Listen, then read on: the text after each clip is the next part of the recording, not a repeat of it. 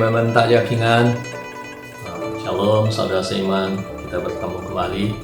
感谢我们今天又跟大家会面。我们已经进入在第10周了。我们在线播放那个听神的道。Kita memasuki minggu ke-10, kita melalui online streaming kita bisa mendengar firman Tuhan。很感谢，我们需要在这个患难的时期，大家要有一个合一的心，为着我们这个国家，为着我们这个家庭，为着我们这个教会祷告。Kita perlu di dalam masa-masa sulit sekarang ini kita perlu bersehati, kita perlu doakan untuk negara, keluarga kita, dan gereja。所以我们大家需要带着感恩的心，也彼此造就。Mari kita semua terus mengucap syukur, kita saudara seiman bisa saling membangun。所以我们要不住的要警醒，harus berjaga-jaga。因为盗贼来无非要偷窃、杀害与毁坏。Pencuri datang untuk mencuri, membunuh dan membinasakan。所以我们不要给魔鬼留地步， kita jangan kasih kesempatan kepada iblis。在这个时刻里头，使用我们家庭里面的时间，我们要彼此的认罪，互相代求。Gunakan waktu di dalam keluarga kita ini untuk kita bisa saling mengaku dosa dan saling mendoakan。因为我们相信，一人热切祈祷所发出的力量是大有功效的。Kita percaya doa orang benar dengan yakin didoakan sangat besar kuasanya。所以鼓励大家弟兄姐妹们能够拥有一个渴慕的心来寻求我们的上帝。Sebab itu saya mendorong saudara seiman untuk kita terus mengejar untuk mencari Tuhan。在这个今天我们使用这个时刻，我们有一个波饼和喝杯的，也就是我们要领受圣餐。Kita hari ini ada perjamuan kudus, kita persiapkan hati kita， 让我们来预备我们的心。听完神的道之后，我们要带着感恩的心、清洁的心来领受这个圣餐。Setelah kita mendengar online firman Tuhan ini, kita akan menerima perjamuan kudus。 Mari kita persiapkan hati kita， 放下我们一切的事物，我们来预备我们的心。Kita persiapkan hati kita， kita lepaskan pekerjaan di samping-samping kita ini， kita datang di hadapan Tuhan， 让我们大家来低头祷告。我们的预备，天父，我们感谢你，我们要来到你的面前，来敬拜赞美你的伟大。你喜悦我们的敬拜，我们渴慕来寻求你。求主耶稣基督，你来引领我们走向你的道路，让我们天天你住在你里面，渴慕来到你的面前，以心灵和诚实的爱我们为的真神，我们的主耶稣基督，你成为我们永远的唯一。让我们天天以尽力的来寻求我们的上帝，来尽力的来寻求你的面，主耶稣基督，以你的爱充满我们，保守我们天天住在你里面，保守我们的心藏在神的爱里头，天天活出我们的生命，成为你的见证，在我们行的一切事都合神心意。谢谢主耶稣，赐给我们每一个人用一个敬拜的心来到你的面前，将把整个的生命完全交托在主耶稣基督的手里。我们将祷告献上感恩，奉耶稣基督的圣名祈求，相信的大家一起说阿们。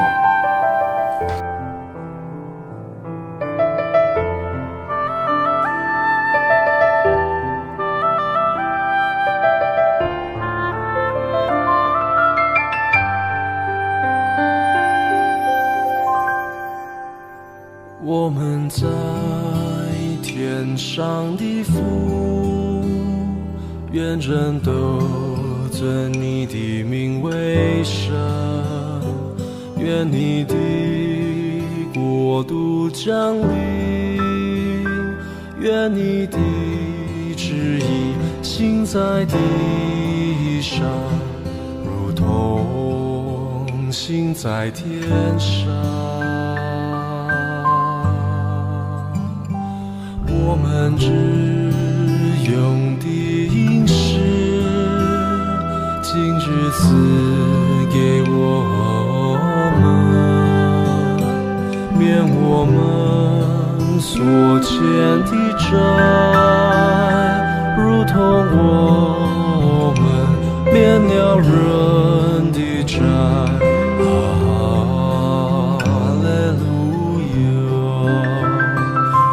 叫我们遇见试探，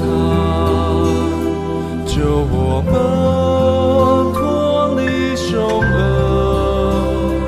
因为国度、权柄和荣耀，全是你的，直到永远。我要一生一世寻求，在主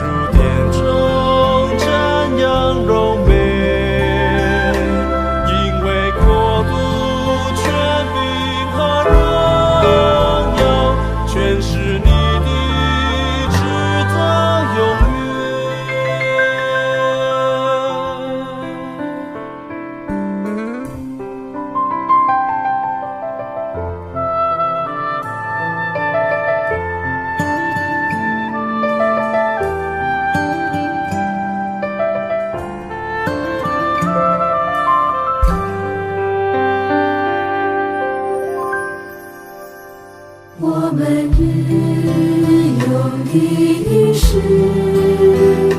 今日赐给我们，免我们所欠的债，如同我们免了人的债。哈利路亚！叫我们遇见试探，救我们脱离凶恶，因为国度、权柄和荣耀，全是你的，直到永远。我要一生一世寻求，在主殿中瞻仰荣美，因为国度、权柄和荣耀，全是你的，直到永远。不叫我们遇见试探，救我们脱离凶恶。因为国度、权柄和荣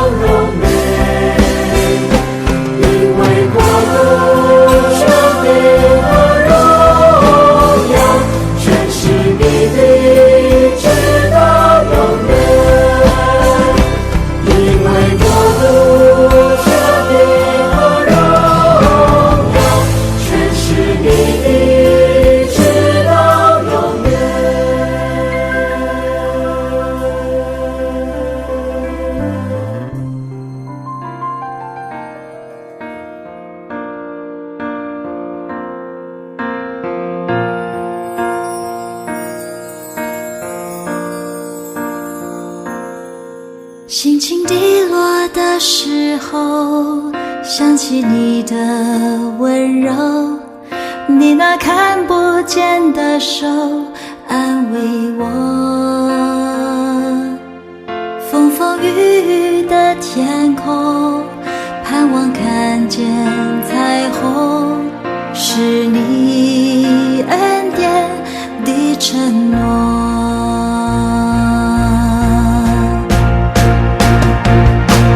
每当想起你，想起你会帮助我，还有什么困难不能度过？想起你，我的心不再忧愁，生命窄路有你陪伴。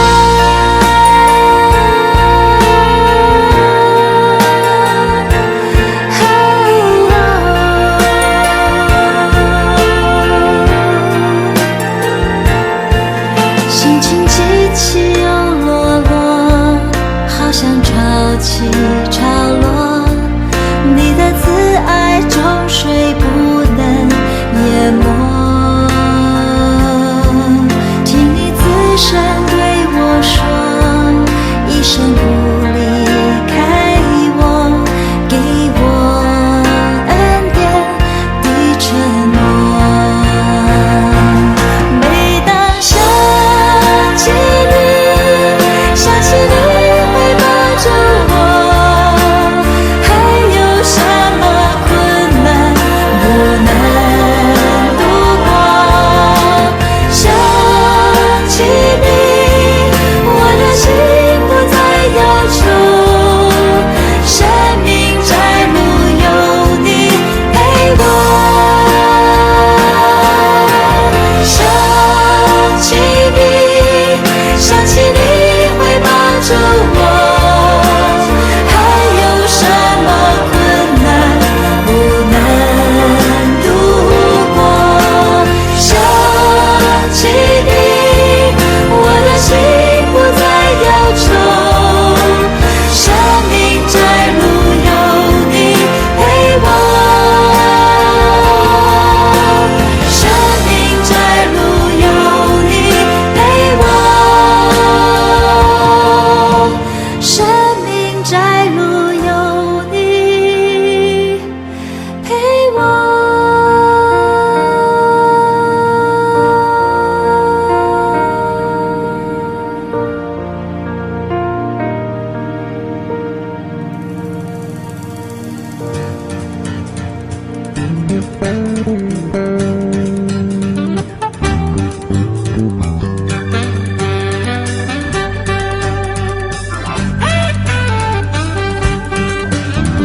常常喜乐，向主高歌，无论环境如何，高山或低谷，主都看顾，相信就能蒙福。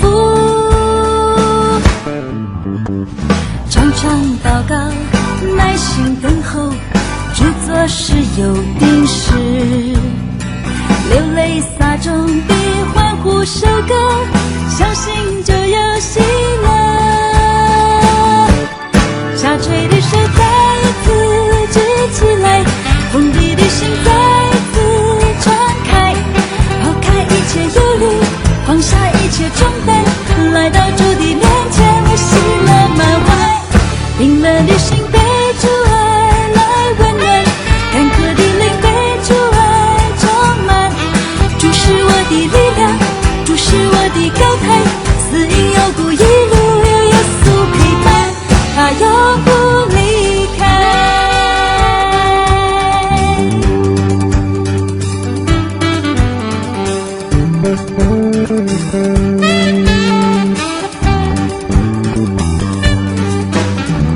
常常喜乐，向主高歌，无论环境如何，高山或低谷，主都看顾，相信就能蒙福。常常祷告，耐心等候，主做事有定时，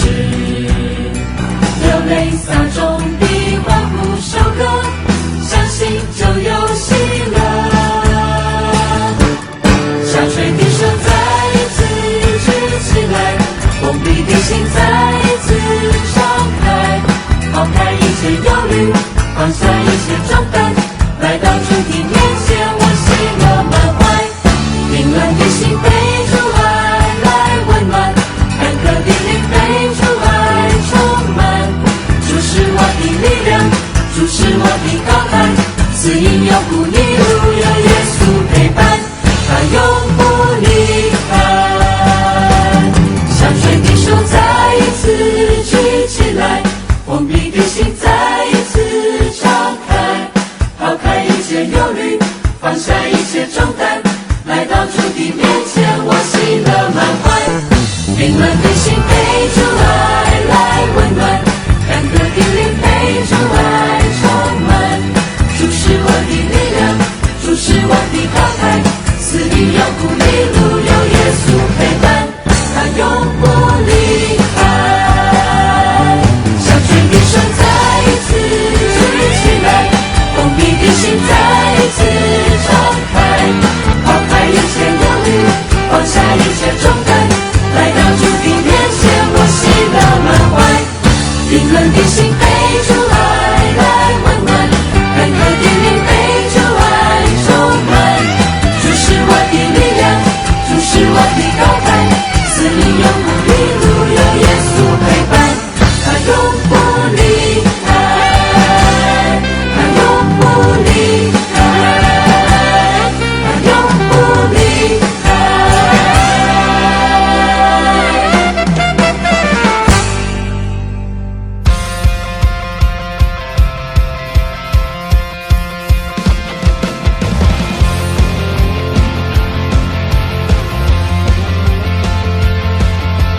有一位真神，他名字叫耶稣，他来到这世界上，为要救赎你。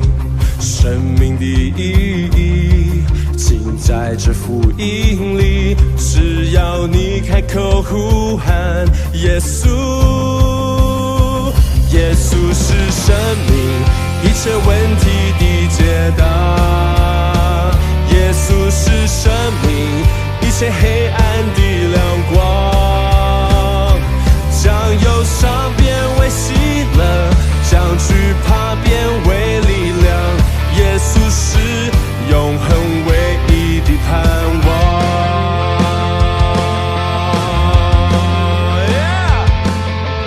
有一位真神，他名字叫耶稣，他来到这世界上，为要救赎你。生命的意义尽在这福音里，只要你开口呼喊耶稣。耶稣是生命一切问题的解答，耶稣是生命一切黑暗的亮光，将忧伤变为喜乐，将惧怕变为力量，耶稣是永恒唯一的盼望。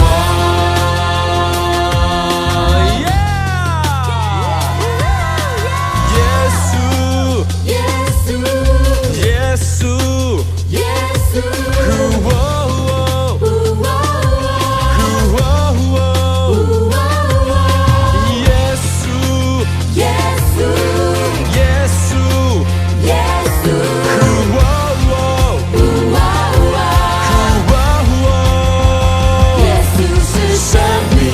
一切问题的解答，耶稣是生命一切黑暗的亮光，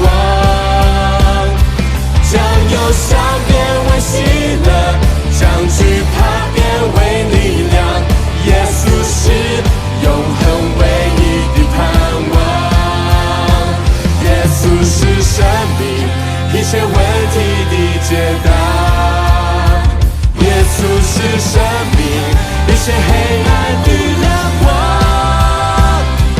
将忧伤变为喜乐，将惧怕变为力量，耶稣是永恒唯一的盼望。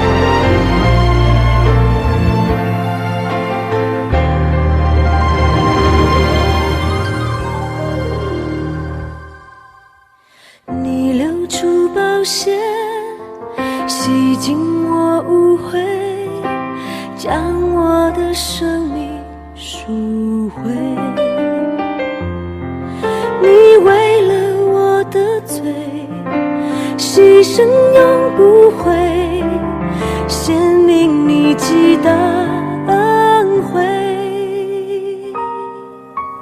我深深体会你爱的宝贵，献上自己永追随，或伤心或气馁，或胜利或思辨，愿刚强壮胆，永远不后退。你爱永不变，从今直到永远，深深浇灌我心田。或天旋或地转，经沧海里桑田，都不能叫我与你爱隔绝。我深信，无论是死是生，是天使，是掌权的，是有能的，是现在的事，是将来的事，是高处的，是低处的，是别的受造之物，都不能叫我们与神的爱隔绝。这爱是在我们的主基督耶稣里的。我深深体会你爱的宝贵，献上自己永追随。或伤心或气馁，或胜利或思辨，愿刚强壮胆，永远不后退。你爱永不变，从今直到永远，深深浇灌我心田。或伤心或气馁，或胜利或思辨，愿刚强壮胆，永远不后退。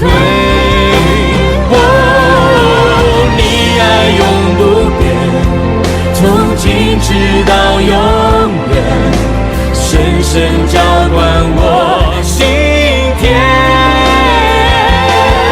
或天旋或地转，经沧海里桑田，都不能叫我与你爱隔绝。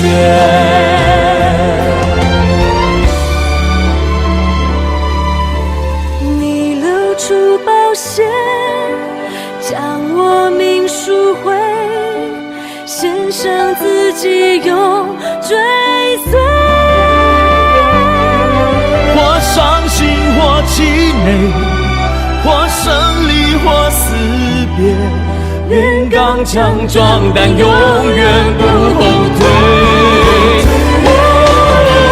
你爱永不变，从今直到永远，深深浇灌我心田。或天旋或地转，经沧海里桑田，都不能叫我与你爱隔绝。或天旋或地转，经沧海里桑田，都不能叫我与你爱隔绝。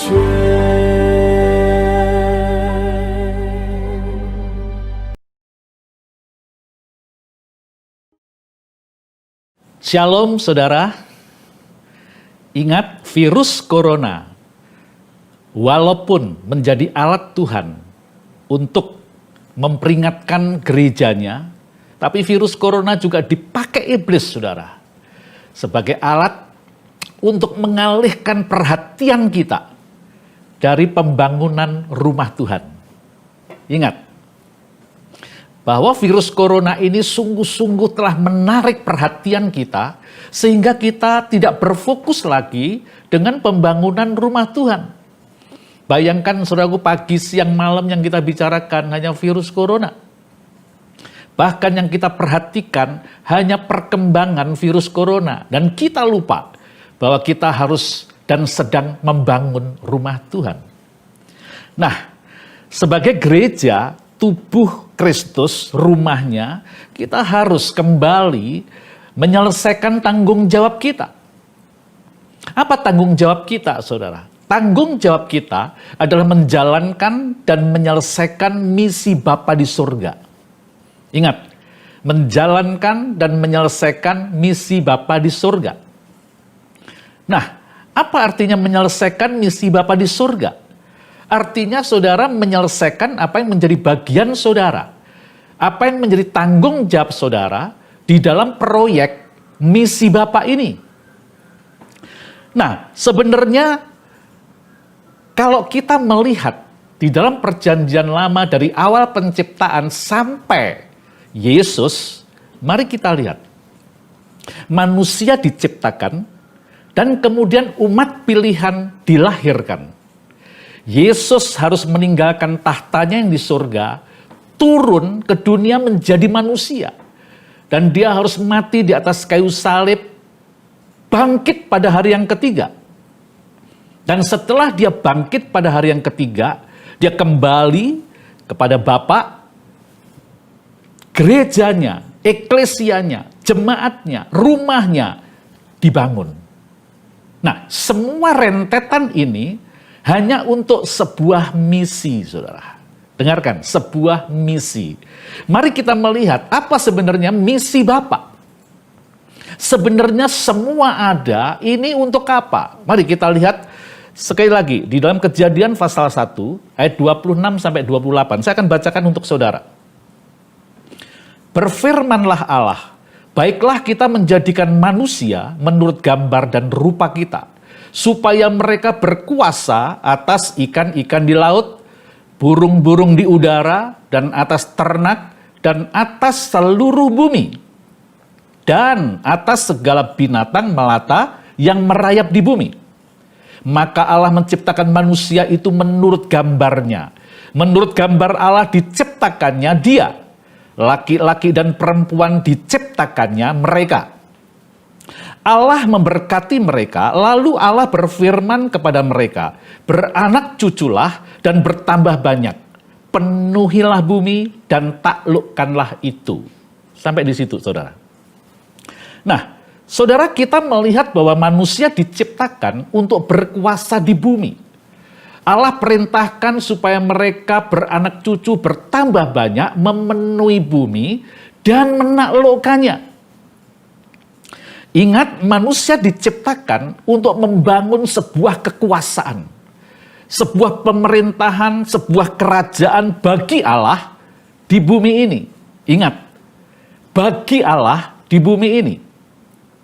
Inilah misi Bapa di surga bagi manusia di bumi ini, saudara.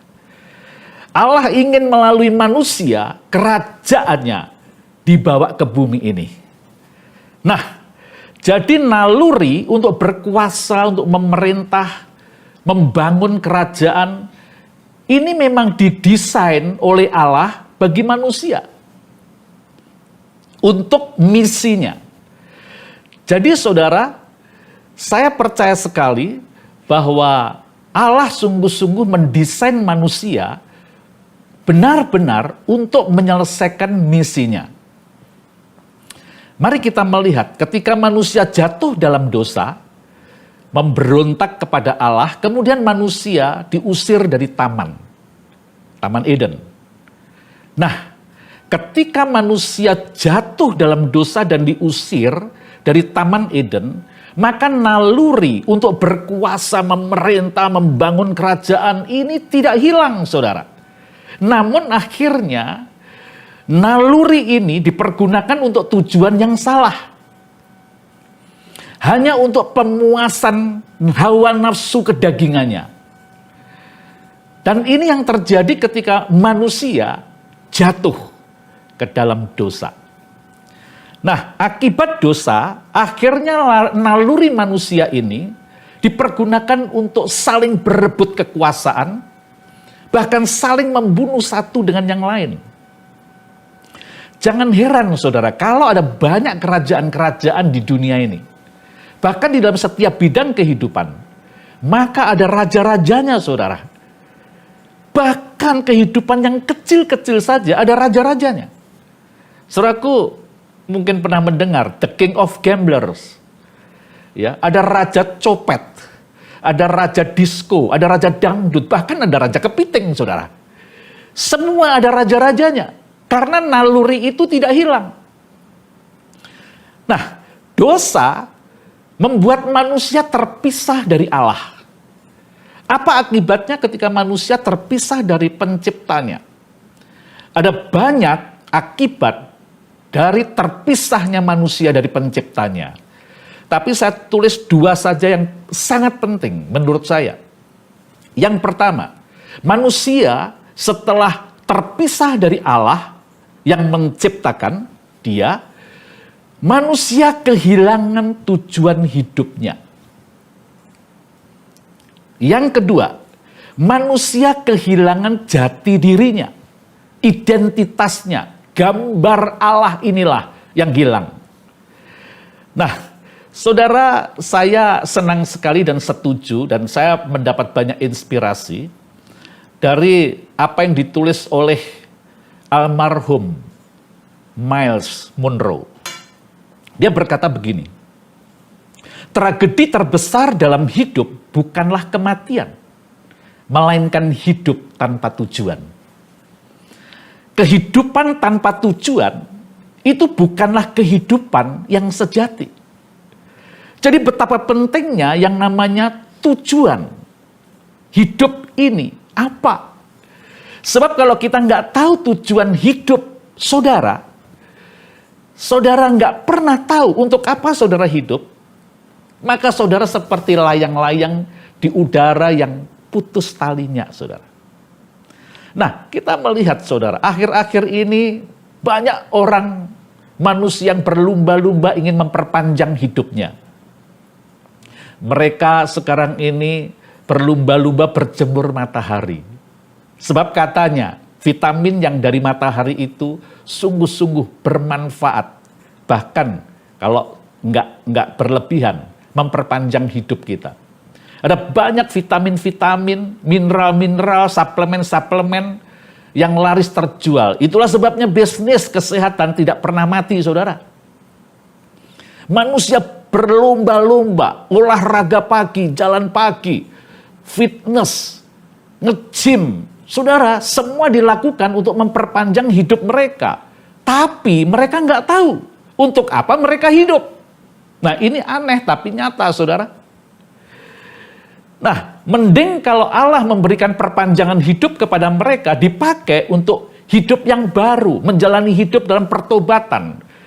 Nah, itu lebih baik. Tapi, kalau Allah memberikan kepanjangan waktu kepada saudara, tapi saudara pergunakan waktu-waktu ini untuk saudara hidup dalam dosa, hanya membangun ego saudara, mengikuti kedagingan saudara, untuk apa, saudara? Saudara, prioritas manusia yang paling pertama yang harus dilakukan adalah menemukan tujuan hidupnya.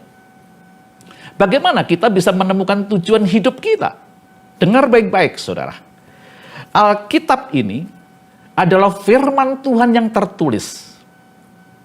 Di dalam Alkitab ini, saudara, ada banyak hal rahasia kehidupan manusia disingkapkan.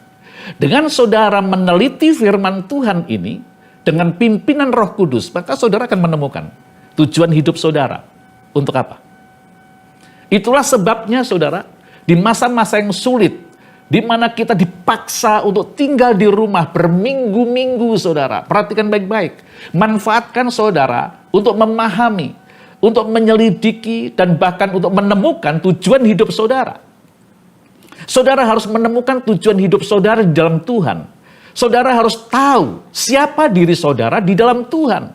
Sebab kalau saudara tidak mengetahui, maka hidup ini penuh dengan kesia-siaan. Sebagian orang malah berpikir, saudara, dengar, dan ini benar-benar nyata. Sebagian orang berpikir, jangan-jangan kematian itu lebih menarik daripada kehidupan yang tidak jelas. Kita kita sama-sama tahu, kita punya saudara yang mengakhiri hidupnya, dan ini semakin diteguhkan, sebab kenapa? Waktu itu anaknya sampaikan ke saya, sebelum papa mengakhiri hidupnya dengan menggantung diri, maka ternyata laptopnya ketika dibuka, banyak searching, bahkan yang terakhir dibuka, searching tentang orang-orang yang bunuh diri. Nah, saudara, dengar baik-baik. Ada sebagian orang berpikir bahwa mungkin kematian memang lebih menarik daripada kehidupan yang nggak jelas. Nah, saudara, saya mau di saat-saat seperti ini, saudara sungguh-sungguh menemukan tujuan hidup saudara. Sebab kalau tidak, saudara akan mudah sekali dibikin panik, dibikin takut, dibikin kalang kabut oleh apapun yang akan terjadi. Dengar saudara, virus corona ini belum apa-apa. Virus corona ini sangat bahaya saudara. Tetapi ada yang lebih bahaya lagi, lebih mengerikan lagi. Nanti setelah virus corona yang akan datang, itu lebih mengerikan lagi saudara. Bahkan seperempat penduduk bumi ini akan dibunuh. Perhatikan, dibunuh. Bukan hanya oleh wabah penyakit, bukan oleh pandemi, bahkan oleh pedang, digigit oleh binatang buas. Saudara, lebih mengerikan lagi saudara. Ya puji Tuhan, dengan adanya COVID-19 ini menjadi peringatan bagi kita. Kita harus melihat tanda peringatan dari Tuhan ini. Itulah sebabnya saudara, mari saudara harus melihat bahwa menemukan tujuan hidup itu harus menjadi prioritas saudara. Nah, kalau saudara menemukan tujuan hidup saudara dalam Tuhan dan saudara tahu siapa diri saudara dalam Tuhan, maka saudara tidak akan pernah mudah ditakut-takuti, saudara tidak pernah akan dibuat bingung, panik oleh apapun yang akan terjadi di dunia ini. Itulah sebabnya betapa pentingnya menemukan tujuan hidup saudara. Terus, ketika saudara menemukan tujuan hidup saudara, ada dua hal. Yang pertama, saudara tidak akan pernah mengalami ketakutan, kebingungan ketika ada sesuatu datang ke dunia ini.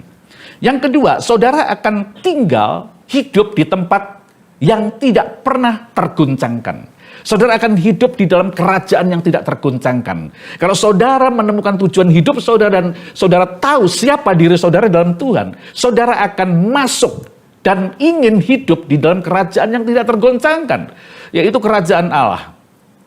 Nah, saudara, manusia diciptakan berhubungan dengan kerajaan, saudara. Ingat, manusia diciptakan berhubungan dengan sebuah kerajaan. Misi Yesus datang ke dunia adalah membawa kerajaan Bapanya ke bumi ini. Selama 3,5 tahun Yesus harus mempersiapkan segala sesuatunya untuk kedatangan kerajaannya di bumi ini. Nah, setelah Yohanes Pembaptis dipenjara, Yesus tahu bahwa saatnya untuk kita mulai bekerja, untuk dia mulai menjalankan misinya di dunia ini, di bumi ini khususnya. Nah, itulah sebabnya kalimat pertama yang diucapkan Yesus di muka umum, saudara. Perhatikan baik-baik. Bertobatlah karena kerajaan surga sudah dekat. Saudara, ini adalah misi Yesus. Oleh sebab itu semua khotbah-khotbah Yesus, semua yang Yesus ajarkan kepada murid-muridnya, itu membawa misi kerajaan. Ketika Yesus khotbah di atas bukit, di Matius pasal 5, 8 kata bahagia. Bahagia yang pertama dan yang ke-8 itu dimulai dari kerajaan Allah dan ditutup dengan kerajaan Allah. Berbahagialah orang yang miskin di hadapan Tuhan, karena dialah yang empunya kerajaan surga. Dan kata bahagia yang ke-8 ditulis di ayat 10-nya, berbahagialah orang yang dianiaya karena kebenaran, karena dialah yang empunya kerajaan surga. Saudara harus memperhatikan kerajaan ini, saudara. Saudara ada, saudara lahir ke dunia, Allah menemui saudara. Sebab bukan saudara yang menemui dia, Allah yang menemui saudara, menyelamatkan saudara, mau mati untuk dosa saudara, dan memanggil saudara. Di dalam proyek ilahinya ini untuk menggenapi menyelesaikan misi Bapaknya ini. Tahukah saudara? Karena saudara adalah orang-orang yang terpanggil untuk bersama-sama menjalankan misi Bapa ini. Nah, saudara, kerajaan Allah adalah sebuah pemerintahan Allah di mana Yesus menjadi rajanya. Hidup di dalam kerajaan Allah adalah hidup di dalam pemerintahan Yesus.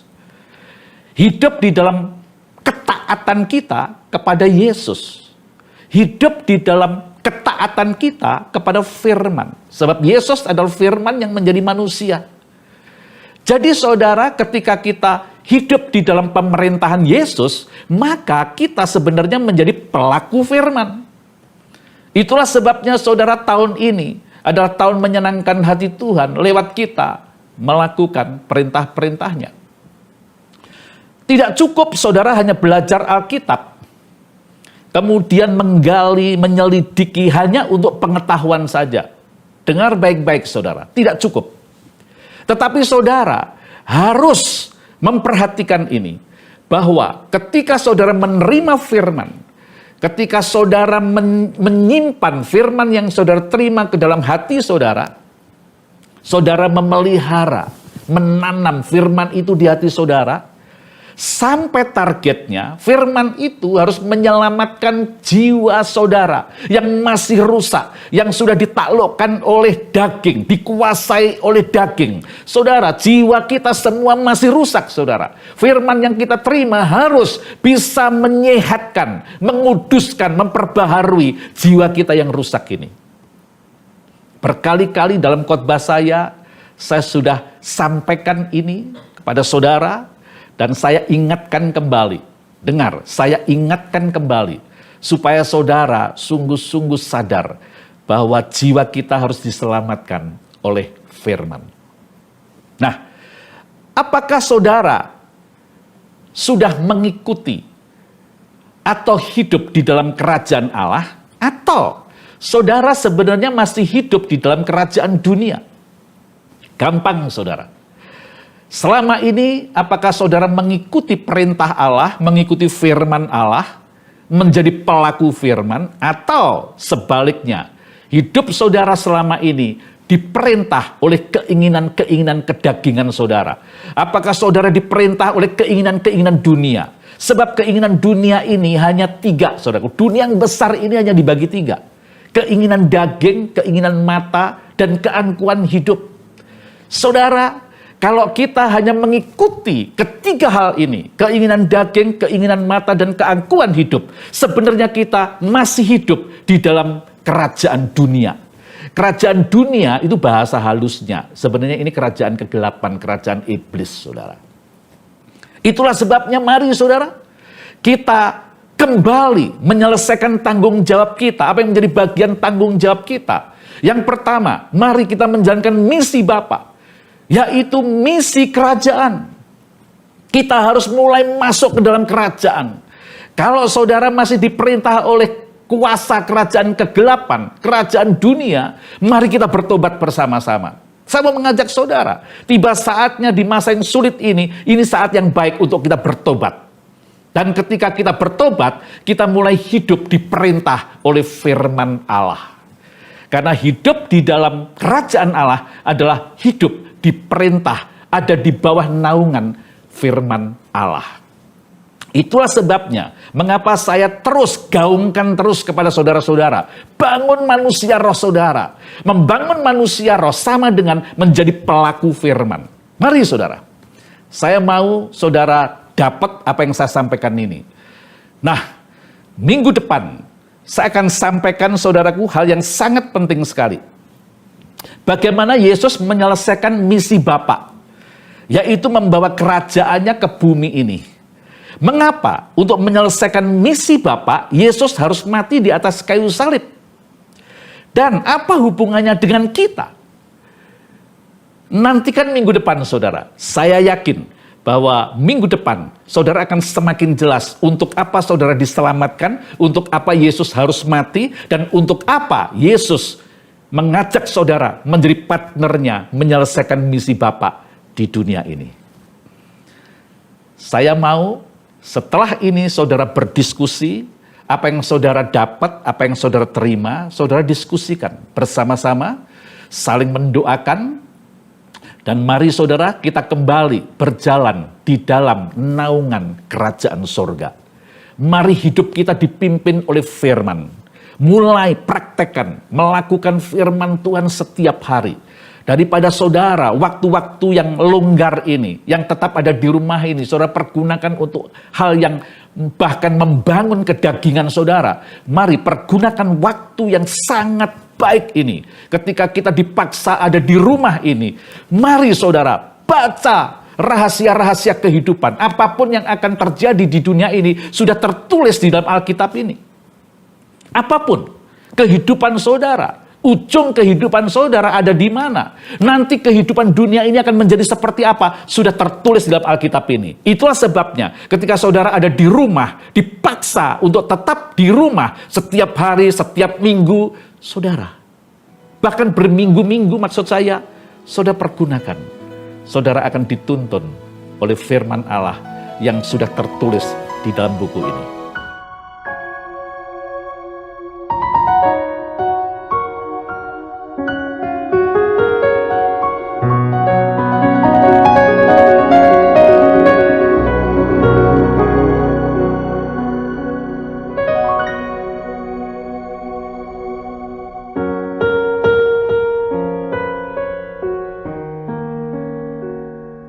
Saudara, Tuhan mau kita mempunyai hubungan yang dekat dengan Tuhan lewat kita merenungkan firman-Nya, saudara.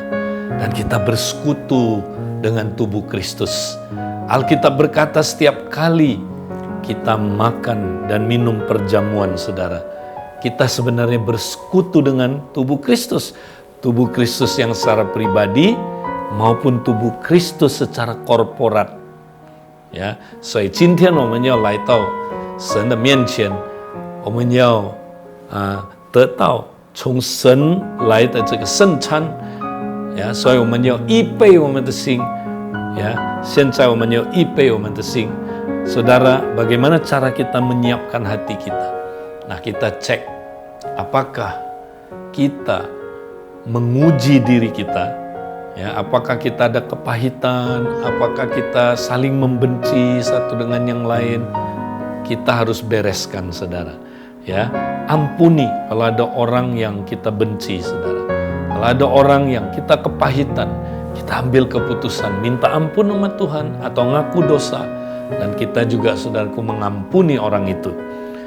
Dan saudara, kalau saudara sudah dipercaya Tuhan, sudah dibaptis, atau saudara udah percaya tapi saudara akan dibaptis, saudara mau dibaptis, saudara boleh ambil perjamuan kudus ini, saudara.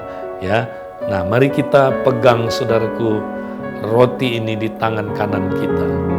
Bapa, kami bersyukur Tuhan bahwa ini bukan roti biasa, tapi Tuhan, Kau berkata inilah tubuhku.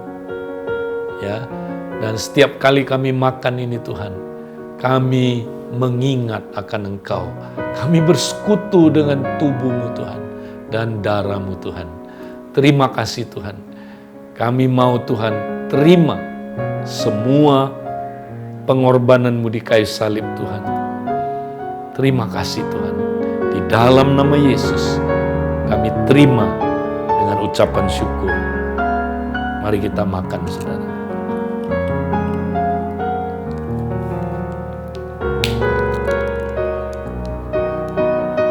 Mari kita buka cawan ini dan kita sama-sama mengingat darahnya yang sudah tertumpah buat kita.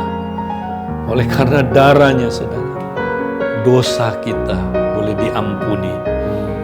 Sekalipun merah seperti kirmisi, oleh darah Yesus kita dijadikan putih seperti salju, saudara. Mari, saudara, setiap kali kita minum anggur ini, kita mengingat akan Yesus. Tuhan, kami mau terima, Tuhan, darah-Mu, Tuhan, yang Kau tumpahkan di kayu salib, supaya kami, Tuhan, semua dosa-dosa kami dihapuskan. Di dalam nama Yesus, kami terima Tuhan. Dalam nama Yesus, mari kita minum, saudara. Haleluya. Kami bersyukur Tuhan. Kami boleh bersekutu dengan tubuh dan darah-Mu.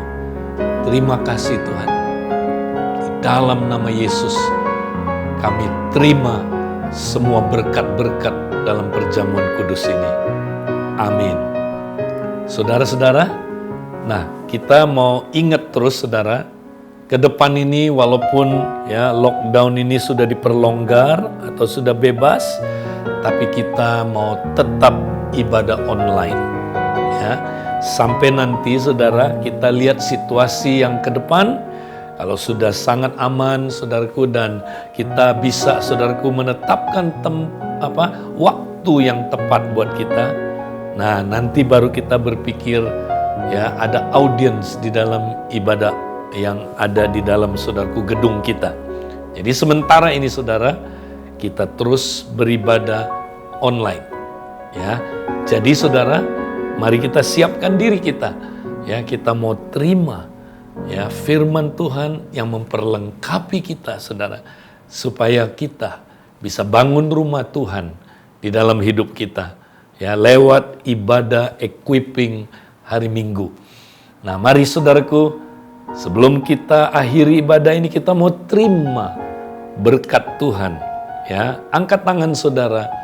Biarlah kasih dari Allah Bapa, anugerah dari Tuhan Yesus Kristus, persekutuan dengan Roh Kudus menyertai saudara dari sekarang sampai selama-lamanya. Dan semua kita yang terima berkat ini katakan, amin. Senchufuniman.